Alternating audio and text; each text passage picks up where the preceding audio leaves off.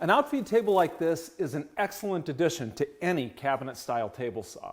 It prevents workpieces from falling off the back of the saw and becoming damaged after they're cut free. And it helps you maintain control of long or large workpieces, especially during rip cuts, so you're cutting more safely. I think the most helpful outfeed tables attach right to the saw like mine does, so it's always ready when I need to make cuts. And this one folds down to save space when I don't need it. It's easy to add outfeed support to your cabinet table saw, just like I did to mine, using Rockler's Rock-Steady Folding Table Saw Outfeed Kit. In this video, I'm going to walk you through the building and installation process and share some pointers I learned along the way. Let's get started. This outfeed kit comes with these 3 brackets that attach to your saw and this long slotted bracket that attaches to the saw brackets. The rest of the outfeed table framework consists of these 2 adjustable leg assemblies, 2 crossbars, and all the mounting hardware you'll need. These 3 saw brackets install on the saw using the same mounting bolts that attach the rear rail to the saw table. Now, many table saws will have 3 of these bolts, but my saw only has 2. So I used those mounting bolt locations to install 2 of the saw brackets in order to hang the long slotted bracket on them. Then I needed to figure out where to place the 3rd bracket.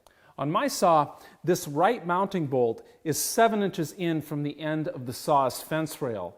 So I'm going to locate my left saw bracket 7 inches in from the other end of the slotted bracket to balance out the bracket locations. I carefully marked the bracket's bolt hole location on my saw's cast iron wing, punched a center point for the drill bit, and drilled the bolt hole.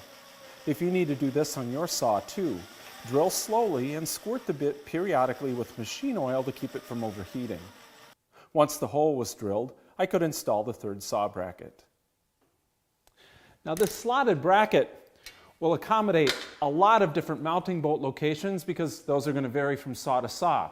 But the slots also enable you to move the bracket left or right, so you can decide where you want your outfeed table to be as well as how large it is. In my case, I have the end of the slotted bracket lining up with the end of the rail. And I'm going to have my outfeed table line up with the end of the saw here. That'll give me a table overhang of 5 inches. So I'm going to make the table overhang the other end of the bracket the same amount, 5 inches. That'll make the overall length of my outfeed table 50 inches. And that sizing will give me plenty of outfeed support on both sides of the blade, and it also falls within Rockler's specifications for table sizing of between 40 and 52 inches wide. The next pieces to install are these 2 adjustable leg assemblies. So let's take a look at these. They have this pivoting height adjustment bracket on the back end. And on the other end, there's this swiveling joint that locks the legs in the closed position like this, or the open position using this blue paddle. The other paddle extends the telescoping leg in 1-inch detents, and the leveler foot is threaded to adjust in or out to fine-tune the length of the leg. The legs are easy to install in the slotted bracket with carriage bolts. Here I have them locked in the open position with the legs extended so the top bar of each leg assembly is level. Rockler makes it easy to adjust the height of the leg assemblies on the saw end with these long bolts and jam nuts. They install under the height adjustment brackets here. I need to get these long crossbars installed between the leg assemblies before I can make some fine adjustments to the framework. So let's get those put in, and here are a couple of tricks for doing that. I found it easiest to insert a screwdriver through the holes in the leg assembly and into one end of the crossbar to support that end while I bolted its other end to the opposite leg assembly. Also, once you get these bolts started, just hold the bolt head underneath and spin the crossbar to thread it onto the bolt. It's much easier than twisting the bolt head underneath with a wrench.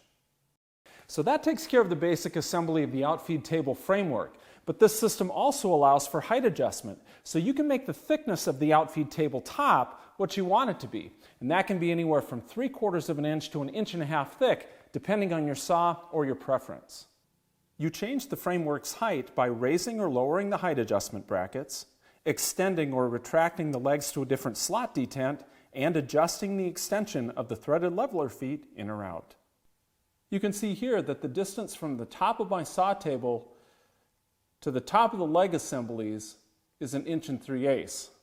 That way I can make the thickness of my outfeed table 1 1/4 and still have 1/8 of an inch of clear space right here, so that whatever I'm cutting won't catch on the outfeed table as it leaves the saw. I'm going to wrap hardwood edging all the way around my outfeed table to dress it up a bit, and I'm going to cover the top with some black plastic laminate to match the side table that's already on my table saw and to give my outfeed table a slippery smooth surface. Here's how I'm going to build it. I start by gluing pieces of 3/4 inch and 1/2 inch plywood together. I'm using both clamps and pails of water as weights to close the glue joint. The 3/4 inch plywood is cut to final size, but the 1/2 inch sheet is about 1/4 inch larger in length and width. That way, I can use a flush trim bit in my router to trim the 1/2 inch layer perfectly even with the 3/4 inch layer, so the table's edges are smooth, flat, and square.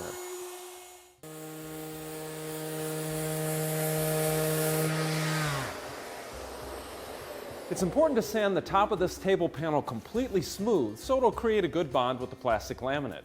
And that's what's coming next. With the thin plastic laminate supported on a stiff foam insulation board, I use a track saw to cut a piece about 1/2 inch larger in both dimensions so I don't have to worry about exact placement when I glue it down to the plywood. Then I carefully vacuum the back face of the laminate to make sure there's no bits of dust and debris left behind that could weaken the glue bond. Next, I roll on an even coat of contact adhesive to both the plywood face and the laminate with a small foam roller. I'll wait 20 minutes or so for this layer to dry to a tack, then roll on another layer. Contact adhesive will bond permanently to itself as soon as the surfaces touch one another. So to prevent mistakes, I place dowels across the plywood to serve as spacers, then carefully set the laminate into position on the dowels. Now I can remove the dowels one by one and roll the laminate with a J-roller to bond it.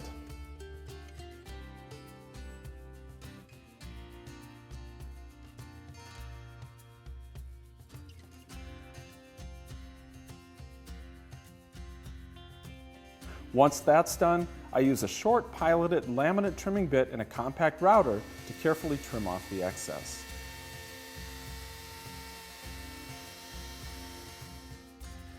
Now I can add this 3/4 inch thick maple edging around the outfeed table to dress it up and to protect the laminate. Here's how I'll do that. The edging should be attached to the plywood with both glue and some form of mechanical connection for added strength. So I'm installing my edging with a series of number 20 wood biscuits inserted in slots I cut with my biscuit joiner. I center the slots on the thickness of the table and the edging. Then I glue and clamp the back edging strip in place first, followed by the side pieces. I finish up with the longer front piece that overlaps the front ends of the sides. All of this maple edging still has sharp corners on it, which are bound to get dinged up in a busy shop. So here, I'm easing the top and bottom edges all the way around with a 1/4 inch round over bit in my compact router. This adds durability to these edges and gives the table a nice finished look. There's one last machining step to take care of on this table, and that's to cut a couple of slots in it for the bars of my miter gauge and crosscut sled. And I guarantee that if you skip this detail, you'll regret not doing it over and over again. I start the process by using the miter gauge bar to mark the slot locations on the tabletop. And I widen these layout marks to 1 inch wide so there's no chance the miter gauge or crosscut sled will catch on the edges of the table slots. Now I can cut the slots with a shop-made dadoing jig that fits a 1 inch outside diameter guide collar on my router. A 3/4 inch straight bit routes these 3/8 inch deep, 12 inch long slots in just a couple of passes of increasing depth. I shift and reclamp the jig to widen the slots to 1 inch. Once the routing is done, I tidy up the ends of the slots by chiseling them flat. And that brings us to the final step of this project, attaching the tabletop to the steel framework. Driving the panhead screws up into the tabletop from underneath is a lot easier if you can lay on your back to do it. My mechanic's creeper is really coming in handy for this task. I think an outfeed table is the single best improvement you can make to a cabinet saw, and this rock-steady folding table saw outfeed kit makes that process easy. You can see it at your local Rockler store or learn more at rockler.com. I'm Chris Marshall with Rockler, and thanks for watching.